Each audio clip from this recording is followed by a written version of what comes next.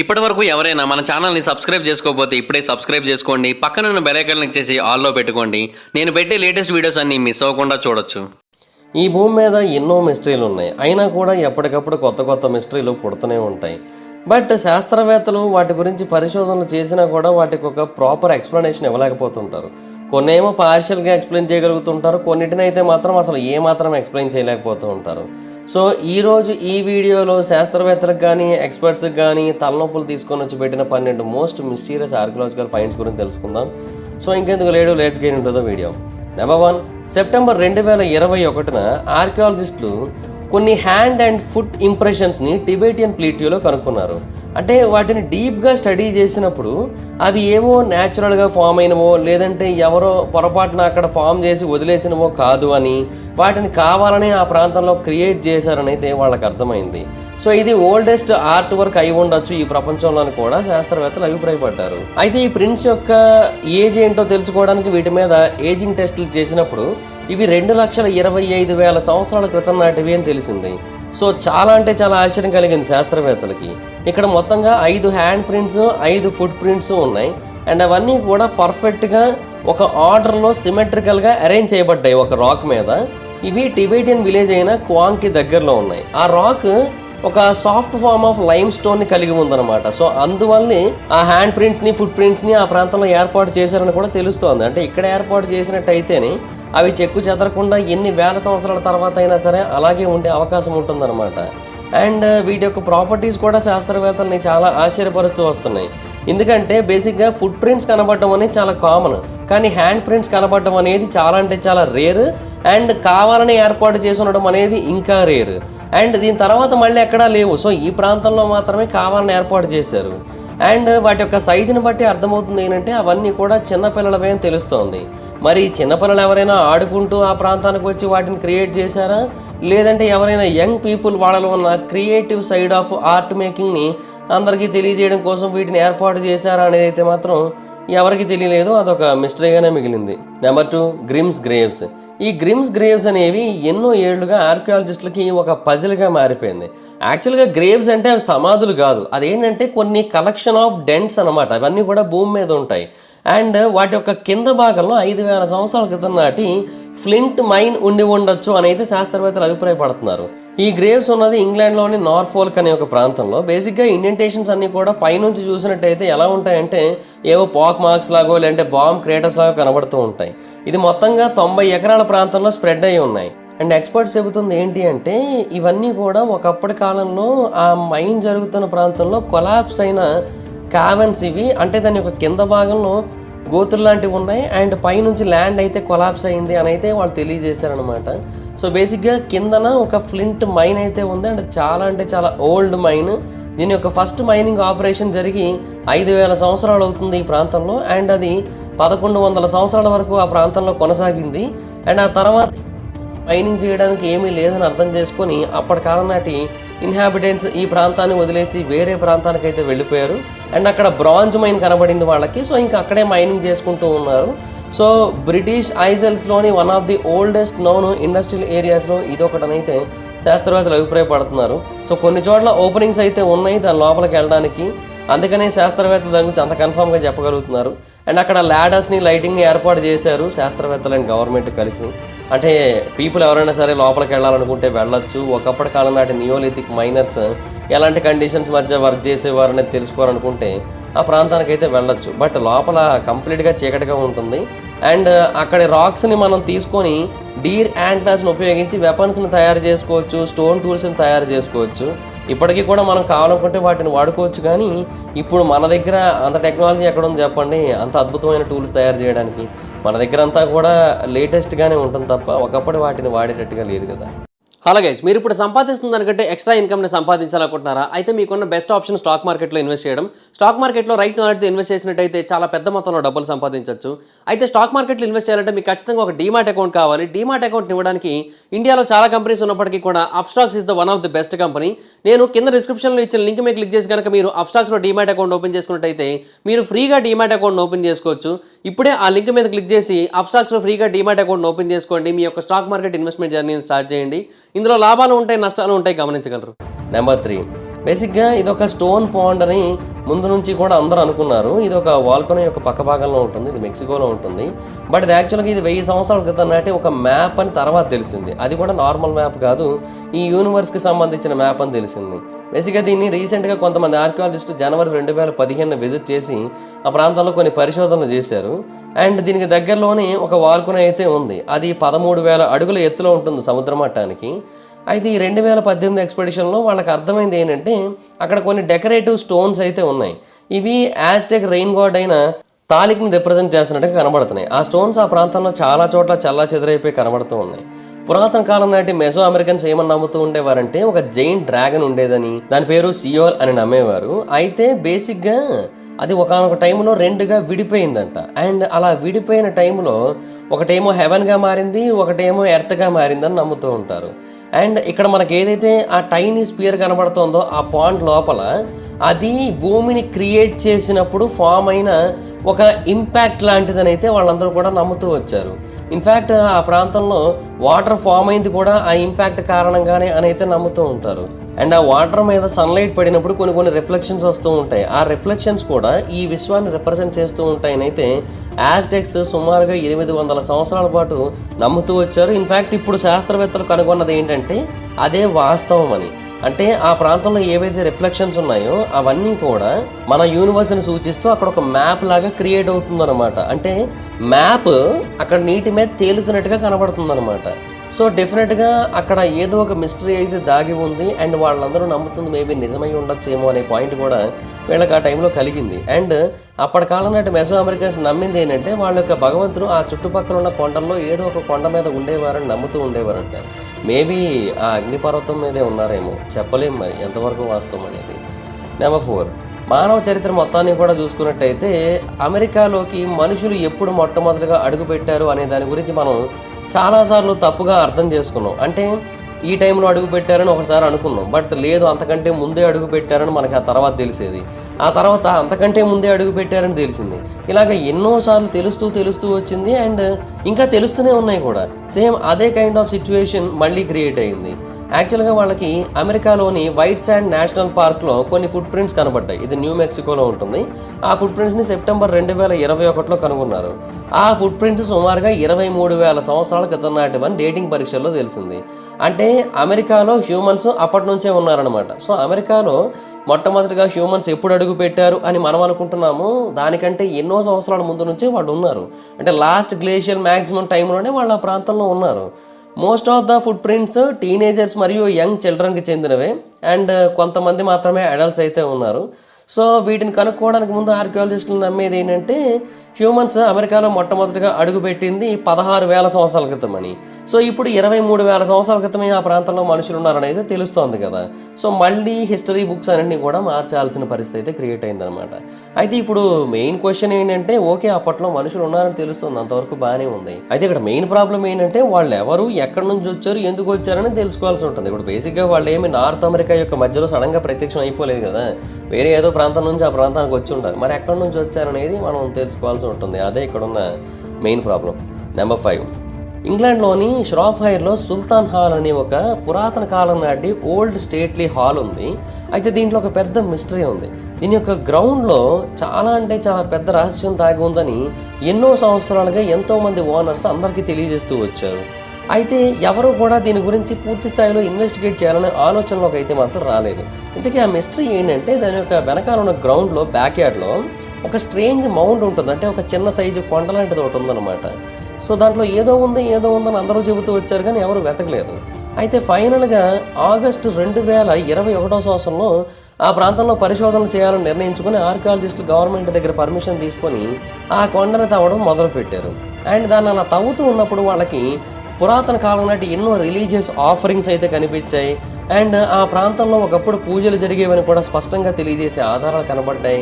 కొన్ని sand stone walls కూడా కనబడ్డాయి. సో ఒకప్పటి కాలంలో ఈ ప్రాంతంలో చాలా రిచువల్స్ అయితే జరిగేవని అయితే వాళ్ళకందరికీ కూడా ఆ టైంలో అర్థమైంది.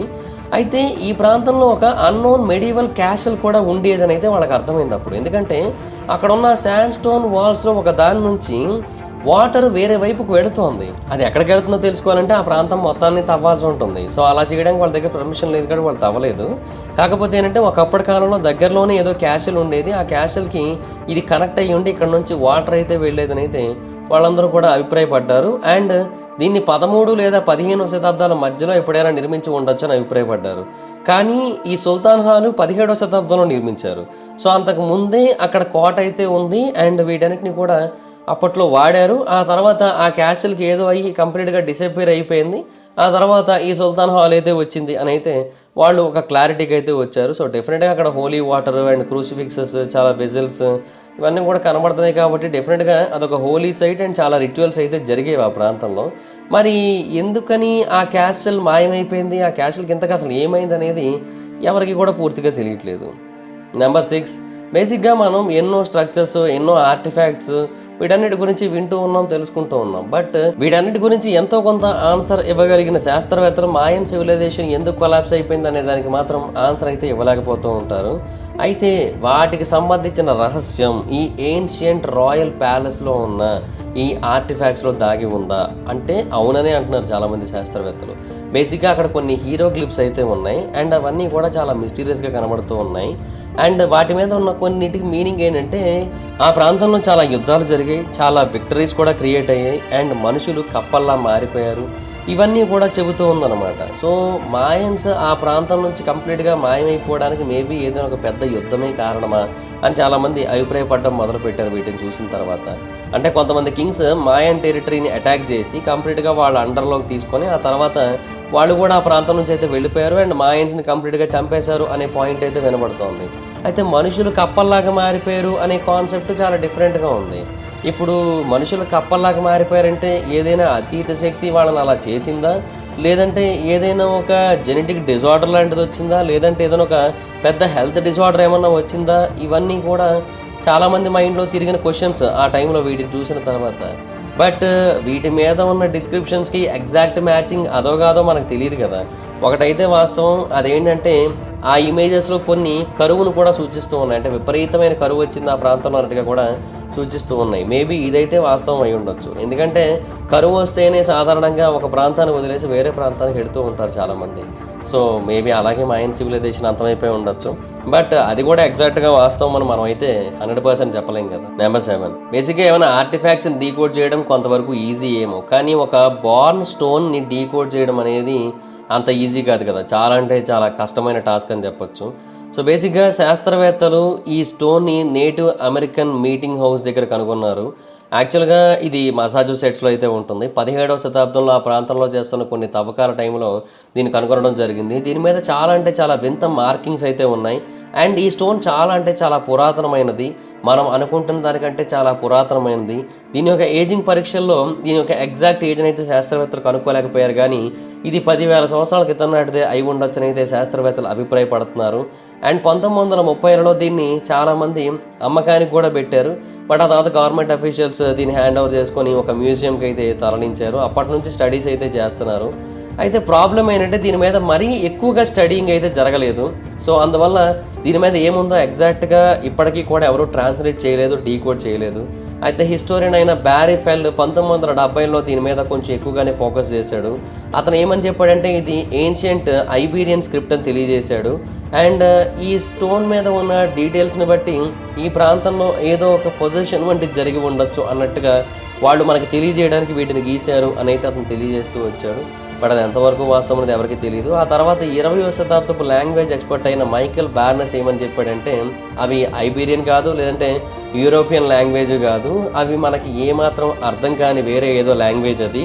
అండ్ దాని మీద ఏవైతే పెట్రోగ్లిఫ్స్ ఉన్నాయో వాటిని నేటివ్ అమెరికన్సే గీశారు అని అయితే తెలుస్తోంది అనేది తెలియజేశాడు. సో లివింగ్ నేటివ్ అమెరికన్స్ ఎవరు కూడా దాన్ని అయితే డీకోడ్ చేయలేకపోతున్నారు కాబట్టి ఎప్పుడో కొన్ని వందల వేల సంవత్సరాల క్రితం నాటి వాళ్ళు దాన్ని గీసి ఉండొచ్చేమో. సో ఇప్పటికీ దాని యొక్క మిస్టరీ అయితే మాత్రం వేడలేదని చెప్పాలి. నెంబర్ 8, ఈ ప్రపంచంలో టాప్ పొజిషన్లో ఉన్న 3 ఆంథ్రోపాలజిస్టులు అందరూ ఒక చోట చేరి ఒక పెరువియన్ స్కెలిటన్ని కంటిన్యూస్గా చెక్ చేసి అది మనిషి యొక్క స్కెలిటన్ కాదు అని చెప్పినట్టయితే అది ఖచ్చితంగా ఏలియన్ స్కెలిటన్ అవుతుంది కదా. ఎస్, ఈ ఇన్సిడెంట్ విషయంలో అదే జరిగిందనమాట. ఈ స్కెలిటన్లో కొంత భాగం ఏమో మమిఫై చేయబడ్డది అండ్ ఇదేమో ఎలాంగేటెడ్ స్కల్. అంటే నార్మల్ స్కల్ కంటే చాలా పొడుగు ఉంది. అండ్ బాడీ ఎంత పొడుగైతే ఉంటుందో దాంట్లో సగం వరకు దీని యొక్క స్కల్ ఉంది. సో డెఫినెట్గా ఇది హ్యూమన్ స్కల్ అయితే కాదు. అండ్ ఇటువంటి స్కల్ డెవలప్మెంట్ అనేది చిన్న వయసు నుంచి జరగాలంట ఎవరైనా సరే ఇలా మారాలి అంటే. బట్ ఇది ఒక అడల్ట్ స్కల్. అండ్ అంతేకాకుండా చిన్న వయసు నుంచి కాకుండా అడల్ట్గా ఉన్నప్పుడే ఇలా మారినట్టుగా తెలుస్తోంది. అండ్ దీని యొక్క టీత్ కూడా చాలా డిఫరెంట్గా ఉంది. ఈ ఛాలెంజింగ్ డిస్కవరీని చేసింది పెరూవియన్ ప్రోవిన్స్లో 2011వ సంవత్సరంలో కనుగొన్నారు. అండ్ అప్పటి నుంచి శాస్త్రవేత్తలు అందరూ కూడా దీని గురించి పరిశోధనలు చేస్తూనే ఉన్నారు. దీని యొక్క ఐ సాకెట్స్ చూసే మొత్తం అందరూ ఆశ్చర్యపోతున్నారు, అసలు అంత పెద్ద ఐ సాకెట్స్ ఎందుకు వచ్చాయి అని. సో డెఫినెట్గా ఇది హ్యూమన్స్ అయితే కాదు, డెఫినెట్గా ఇది ఏలియన్స్తో అయి ఉండొచ్చు అని అయితే చాలామంది అభిప్రాయపడుతున్నారు. అండ్ భూమి మీద ఏ యానిమల్తోని కూడా మ్యాచ్ అవ్వట్లేదు కదా. సో పోనీ యానిమల్స్ అనుకుందామంటే. సో అందుకే ఇప్పటికీ కూడా దీని యొక్క మిస్టరీ అయితే వేయలేదు. అండ్ ఇంకొక క్వశ్చన్ ఏంటంటే దీన్ని కొంతవరకు మమ్మిఫై చేశారని చెప్పాను కదా, మరి కొంతవరకు ఎందుకు చేశారు, పూర్తిగా ఎందుకు చేయలేదు? అండ్ అసలు స్కల్ని మమ్మిఫై చేయాల్సిన అవసరం ఏమొచ్చింది? బేసిక్ ఇది ఎలాంగేటెడ్ స్కల్ అయినప్పుడు. అయితే కొంతమంది ఏమంటున్నారంటే పురాతన కాలం నాటి ఈజిప్టియన్ ఫారోస్ ఇలాగే ఉండేవారు, వాళ్ళ యొక్క ఫేసెస్ ఇలాగే ఎలాంగేటెడ్గా ఉండేవి, వాళ్ళ యొక్క స్కల్ అయి ఉండొచ్చు అని అయితే అభిప్రాయపడుతున్నారు. బట్ అది కూడా ఎంతవరకు వాస్తవం అనేది అయితే ఎవరికి పూర్తిగా తెలియదు. నెంబర్ 9, బేసిక్గా మన పూర్వీకుల్ని మనం ఎంత మెచ్చుకున్నా తప్పు లేదబ్బా. ఎందుకంటే వాళ్ళల్లో ఉన్న పనితనం ఏదైతే ఉందో అది ఇప్పటి కాలం నాటి వాళ్ళకి అసలు ఏమాత్రం రాలేదు. దానికి ఎగ్జాంపులే ఇప్పుడు నేను చూపించబోయే ఈ mysterious figure of cross legged women. బేసిక్గా ఈ విగ్రహాన్ని దేంతో తయారు చేశారో తెలుసా? జాడేట్తో తయారు చేశారు. బేసిక్గా జాడేట్ అనేది చాలా టఫ్ మెటీరియల్ అబ్బా. ఈ ప్రపంచంలోని మోస్ట్ టఫెస్ట్ మెటీరియల్స్లో అది కూడా ఒకటి. అండ్ 2700 సంవత్సరాల క్రితం దీన్ని తయారు చేశారంట. సో చాలా పెద్ద విషయం అది. అండ్ అంతేకాదు ఆవిడ హెడ్ని కూడా చాలా పర్ఫెక్ట్గా చెక్కడం జరిగింది అప్పటి సివిలైజేషన్ వాళ్ళ యొక్క ఆచారాలకు తగ్గట్టుగా. సో ఇదంతా కూడా చాలా అద్భుతమైన విషయం అసలు. అండ్ దీన్ని ఒక సమాధి దగ్గర కనుగొన్నారు. ఆ సమాధి లావెంటా టాబాస్కో అనే ఒక ప్రాంతంలో ఉంది. ఇది మెక్సికోలో ఉంటుంది. అయితే ఇక్కడ ఇంకొక ఆశ్చర్యకరమైన విషయం ఏంటంటే ఆ మహిళ చేతిలో ఒక టైనీ పాలిష్డ్ హెర్మటైట్ డిస్క్ కూడా ఉంది. సో బేసిక్గా అప్పట్లో ఈ మెటీరియల్ని మిర్రర్స్ కోసం ఉపయోగించేవారు. సో ఆవిడ చేతిలో ఒక మిర్రర్ని కూడా పెట్టారనమాట. సో ఏ పర్పస్తో పెట్టారనేది ఇనీషియల్గా ఎవరికీ అర్థం కాలేదు. అయితే కొంతమంది ఏమంటారంటే ఒకప్పటి కాలంలో చేతిలో మిర్రర్ పట్టుకొని కనుక కూర్చున్నట్టయితే చనిపోయిన వాళ్ళ యొక్క ఆత్మలు ఏమైనా సరే వీళ్ళ వైపు రావడానికి ట్రై చేసినట్టయితే వాళ్ళ మీదకి రాకుండా వేరే వాళ్ళ మీదకి వెళ్ళిపోతాయి అన్నట్టుగా ఒక నమ్మకం ఉండేదంట. సో అందుకని ఈవిడ చేతులు అలా పెట్టి ఉండొచ్చు అని అయితే కొంతమంది అభిప్రాయపడుతూ ఉన్నారు. అయితే ఈ ప్రాంతంలో బేసిక్గా సమాధులు చేయడం అనేది చాలా టఫ్ టాస్క్. ఎందుకంటే కొంతమంది ఎలైట్ మెంబర్స్కి మాత్రమే పర్మిషన్ ఇచ్చేవారు, మిగతా వాళ్ళకి పర్మిషన్ ఇచ్చేవారు కాదు ఈ ప్రాంతంలో సమాధులు ఏర్పాటు చేసుకోవడానికి. సో సమాధిని ఏర్పాటు చేయడమే చాలా కష్టం. అంటే ఆ ప్రాంతంలో ఒక స్టాట్యూని కూడా పెట్టి మరీ సమాధి చేశారంటే ఈవిడ చాలా ఇన్ఫ్లుయెన్షియల్ పర్సన్ అయి ఉండొచ్చు అని అయితే చాలామంది అభిప్రాయపడుతూ వచ్చారు. బట్ ఆవిడ ఎవరు ఏంటి అనేది అయితే మాత్రం ఇంకా జవాబు అయితే తెలియలేదు. సో ఇంకా పరిశోధనలు అయితే జరుగుతున్నాయి దాని గురించి. నెంబర్ 10, ఇప్పుడు మనం చెప్పుకోబోయే పజిలింగ్ ఆర్టిఫాక్ట్స్ ఇప్పటివరకు మనం చూసిన వాటన్నిటికంటే చాలా చిన్నవి.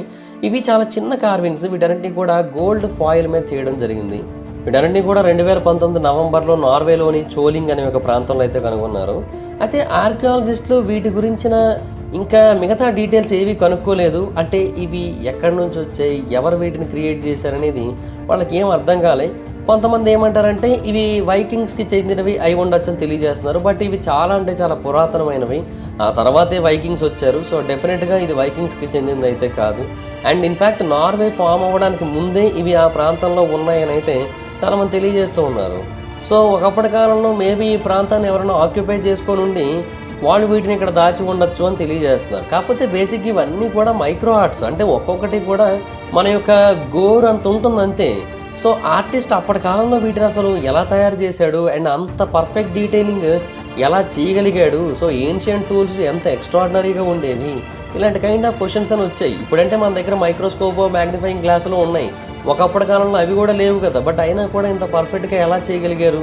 సో ఇది చాలా పెద్ద మిస్టీరియస్ క్వశ్చన్. అయితే కొంతమంది ఏమంటారంటే ఒకప్పటి కాలంలో ఇక్కడ కొంతమంది ట్రైబల్స్ నివసించేవారు. ఒక 1500 సంవత్సరాల క్రితం వరకు కూడా వాళ్ళే నివసించారు అక్కడ.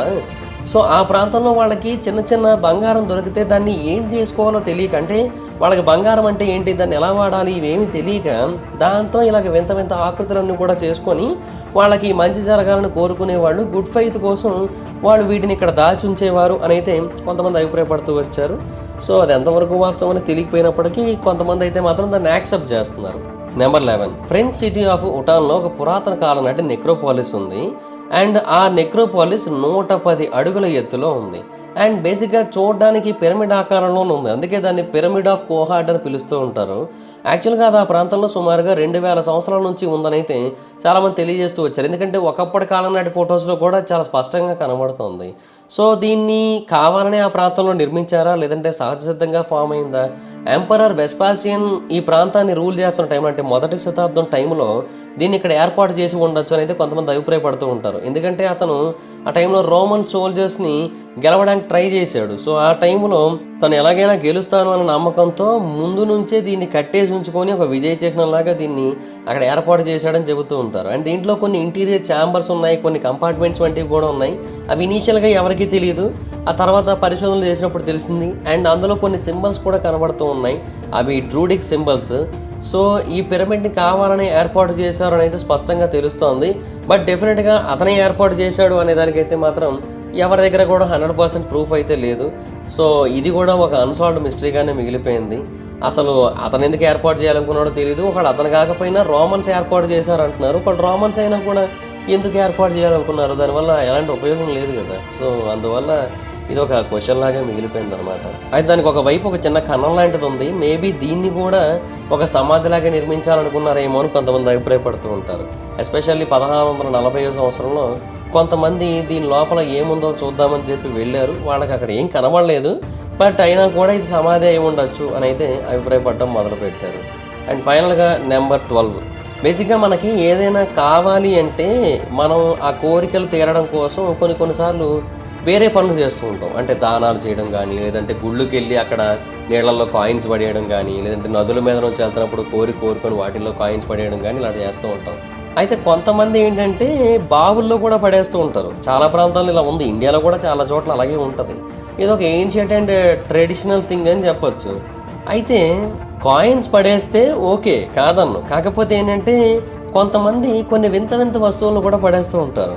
రోమన్ ఆరోవెల్ అని ఒకటి ఉంది, ఇది రాన్స్ అనే ఒక ప్రాంతంలో ఉంటుంది, అంటే ఇది నార్థాంప్టన్ షైర్లో ఉంటుంది. జూన్ 2019లో ఆ బావిని ఓపెన్ చేయాలని అయితే అక్కడ ఉన్న అఫీషియల్స్ అందరూ కూడా నిర్ణయించుకున్నారు. ఎందుకంటే చాలా పాత బావి, 2000 సంవత్సరాల క్రితం నాటిది. సరే అక్కడ ఏముందో చూద్దామని అని చెప్పి దాన్ని కంప్లీట్గా ఓపెన్ చేయాలనుకున్నారు. అప్పటికే పూర్తిగా మట్టితో నిండిపోయి ఉంది. సో దాన్ని కంప్లీట్గా బయటికి తీశారనమాట. అండ్ దాంట్లో కొన్ని ఆర్టిఫాక్ట్స్ బయటకు వచ్చాయి. అవి కూడా పర్ఫెక్ట్ కండిషన్లో ఇప్పటికీ కూడా ఏమాత్రం చెక్కు చెదరకుండా అలాగే ఉన్న ఆర్టిఫాక్ట్స్ అనమాట. అండ్ వాటన్నిటిని కూడా ఒక సింగిల్ పీస్తో చేసినట్టుగా అనిపిస్తోంది. అంటే అవన్నీ కూడా వుడ్తోనే చేయబడ్డాయి. అండ్ వాటిని కావాలని ఆ షేపుల్లో చేసిన ఫీలింగ్ కూడా కలుగుతూ ఉంటుంది. అండ్ ఎల్బో షేప్ వచ్చేలాగా వాటిని చాలా పర్ఫెక్ట్గా బెండ్ కూడా చేశారు. అండ్ ఒక టీనేజర్ చెయ్యి ఏ సైజులో అయితే ఉంటుందో ఆ సైజులో ఉండేటట్టుగా కావాలని వీటిని అక్కడ క్రియేట్ చేసి పడేసినట్టుగా తెలుస్తోంది. అయితే ఇప్పుడు కాయిన్స్ లాంటివి పడేస్తే కోరికలు తీరడానికి అనుకోవచ్చు, మరి చెక్కతో చేయబడ్డ చేతులను పడేస్తే వాటిని ఏ ఉద్దేశంతో పడేసినట్టు? అంటే బేసిక్గా మనుషులు ఎవరైనా చనిపోయినట్టయితే వాళ్ళ ఆత్మకి శాంతి చేకూరాలన్న ఉద్దేశంతో అలాంటి వుడ్ ఆర్టిఫాక్ట్స్ని పడేస్తారని కొంతమంది నమ్ముతూ ఉంటారు. బట్ అది ఎంతవరకు వాస్తవమో తెలియదు. బట్ ఏదైనా యునైటెడ్ కింగ్డమ్లో ఇలాంటి ఒక బావిని కనుగొనడం ఇదే మొట్టమొదటిసారి అని చెప్పొచ్చు. సో దాట్స్ ఇట్ గైస్, చూసారు కదా, ఇవి 12 మోస్ట్ మిస్టీరియస్ ఆర్కియలాజికల్ ఫైండ్స్. వీటిలో మీకు ఏది చాలా మిస్టీరియస్గా అనిపించిందో కింద కామెంట్ సెక్షన్లో తెలియజేయండి. So that's it guys, thanks for watching the video. కనుక మీకు నచ్చినట్లయితే లైక్ చేయండి, వీడియో షేర్ చేయండి. ఇప్పటివరకు ఎవరైనా మన ఛానల్ సబ్స్క్రైబ్ చేసుకోకపోతే ఇప్పుడే సబ్స్క్రైబ్ చేసుకోండి. పక్కన బెల్ ఐకాన్ ఆన్లో పెట్టుకోండి, నా ఫర్దర్ వీడియోస్ మిస్ అవ్వకుండా చూడొచ్చు. చాలా మంది చూస్తున్నారు కానీ సబ్స్క్రైబ్ చేసుకోవట్లేదు. So please try to subscribe, click the bell icon also. నా ఇన్స్టాగ్రామ్ ఐడి జబర్దస్త్ మైదర్, నాకు కూడా వచ్చినట్టు ఫాలో అవ్వచ్చు. Thank you so much guys, bye bye, meet next video, bye bye. Hello guys, మీరు ఇప్పుడు సంపాదిస్తున్న దానికంటే ఎక్స్ట్రా ఇన్కమ్ని సంపాదించాలనుకుంటున్నారా? అయితే మీకున్న బెస్ట్ ఆప్షన్ స్టాక్ మార్కెట్లో ఇన్వెస్ట్ చేయడం. స్టాక్ మార్కెట్లో రైట్ నాలెడ్జ్తో ఇన్వెస్ట్ చేసినట్టయితే చాలా పెద్ద మొత్తంలో డబ్బులు సంపాదించవచ్చు. అయితే స్టాక్ మార్కెట్లో ఇన్వెస్ట్ చేయాలంటే మీకు ఖచ్చితంగా ఒక డీమాట్ అకౌంట్ కావాలి. డీమాట్ అకౌంట్ ఇవ్వడానికి ఇండియాలో చాలా కంపెనీస్ ఉన్నప్పటికీ కూడా Upstox is the one of the best company. నేను కింద డిస్క్రిప్షన్లో ఇచ్చిన లింక్ మీద క్లిక్ చేసి కనుక మీరు అప్స్టాక్స్లో డీమాట్ అకౌంట్ ఓపెన్ చేసుకున్నట్టయితే మీరు ఫ్రీగా డీమాట్ అకౌంట్ ఓపెన్ చేసుకోవచ్చు. ఇప్పుడే ఆ లింక్ మీద క్లిక్ చేసి అప్స్టాక్స్లో ఫ్రీగా డీమాట్ అకౌంట్ ఓపెన్ చేసుకోండి. మీ యొక్క స్టాక్ మార్కెట్ ఇన్వెస్ట్మెంట్ జర్నీని స్టార్ట్ చేయండి. ఇందులో లాభాలు ఉంటాయి, నష్టాలు ఉంటాయి, గమనించగలరు.